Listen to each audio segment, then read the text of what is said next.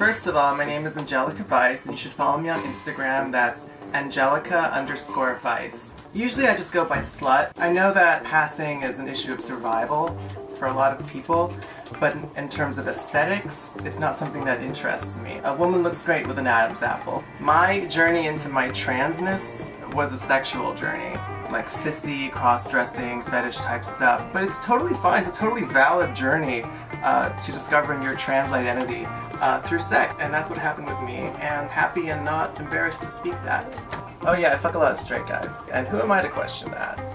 I believe them, and if I didn't, then that would call into question my own womanhood. My preferred gender pronouns are she, her, or they, them. The way I dress myself, I guess, is pretty feminine, but sometimes it's not. I don't really think about it in a particular way of like, I need to be feminine. It's kind of like, who do I feel like being today? I like to embody different characters. Sometimes I'm Cthulhu, and sometimes I'm a tiger, and sometimes I'm Lilith. Obviously, I am a woman. You know, you can see. I like to dress in the way that Cuban men like, which is sexy, with the tight clothes to show off the curves. Tú sabes, I think I have a great style. Pero, you know, always feminine, always. A mí no me gusta nada de eso de baggy clothes, ni nada, no. I like to show my figure. I like to show that I am a woman. You know, there was one time when I was gonna meet up with this really sexy personal trainer, and everything was going great. We were making the plan and stuff. I was gonna go to his place in Queens. All of a sudden, he was like, "Are you into race play, by the way?"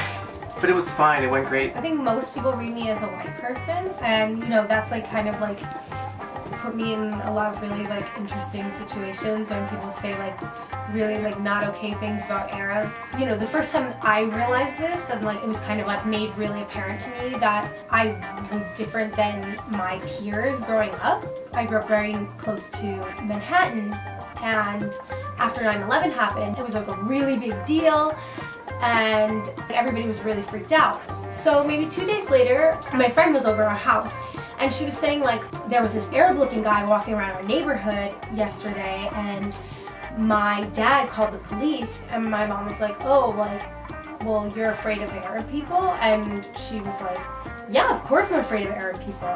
And my mom was like, "Well, you know, you're looking at one." So, because I don't have an accent, a lot of people will think like that I'm white if I don't have like my hoop earrings, or if I don't have like my clothes to go out. Like if I'm just at like the Publix, like doing the shopping, then yeah, a lot of people just speak to me in like English, and when I speak Spanish, they're like super confused.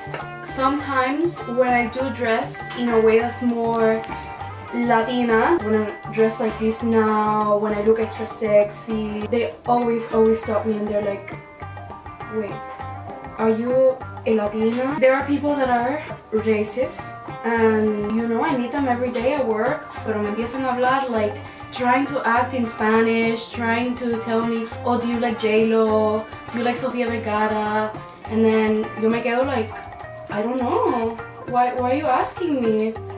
So after I got arrested, I had to go to court a bunch of times, and everybody was totally obsessed with my appearance. You know, because they would just like publish articles like, "This is what she was wearing," and it's like, okay, are you kidding me? So I would then like start wearing wigs and like all of this stuff to kind of like make it.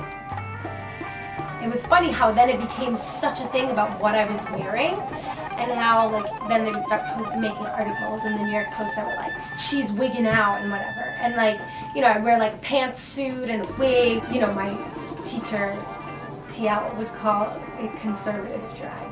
I know how to turn my Latinaness on and off. I know that not everyone will react to me in the same way, and that a lot of people are taken back by all the beauty, the loudness that a Cuban woman has to offer. So I know that I have to like tone it down sometimes, which I don't like to do.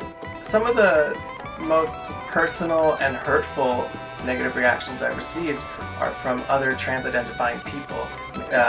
Maybe they're more focused on medical transition or whatever, and so it creates this very unfortunate hierarchy of like transness, where some people might think that they're more trans than someone else. You might want to point things out in other people that are not to your standards, to maybe to feel better about yourself. Usually people are just like really disgusting and like sexualized, fetishizing like my sexuality in particular, like the way I relate to Maria. Nobody's called me a dyke in a derogatory way since high school probably. But this one guy, he was like, oh my God, there's so many dykes everywhere.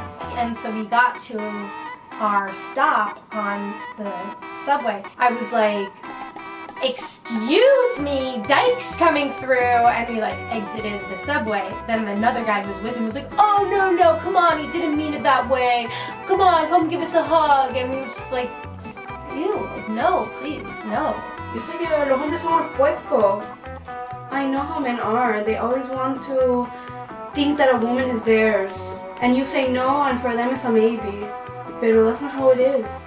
That's a big problem. That's a problem that everyone has to deal with.